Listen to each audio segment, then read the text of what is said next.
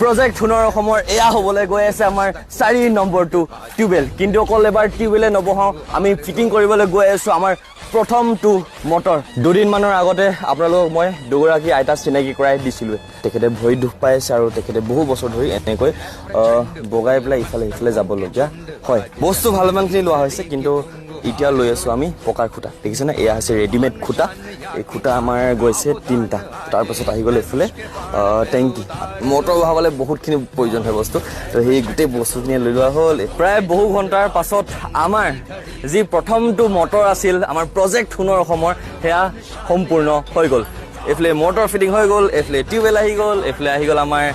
500 litre সেই টেংকিটোৰ ভিতৰত আমাৰ বেচিন আৰু বাহিৰত এটা টেপ যদি আপোনালোকে চাই এই বেচিনটো আমি বহুত তলত কৰি দিছোঁ এতিয়া তলত কৰি দিয়া এটাই কাৰণ যাতে দুইগৰাকীয়ে ঢুকি পায় পানী ফ্ল'টো আপোনালোকে এবাৰ চাই লওক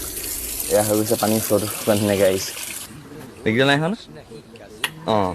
বঢ়িয়া দুটা টেপ এইটো কাৰণে কৰা হৈছে এটা টেপ ভিতৰত কাঁহী বাতি ধুবলৈ পানী চানী খাবলৈ ধুনীয়াকৈ পাৰিব এটা টেপ সেইফালে গা চা ধুবলৈ পানী নাই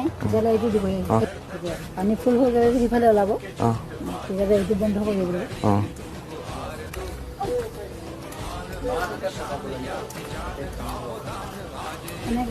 অঁ সেইফালে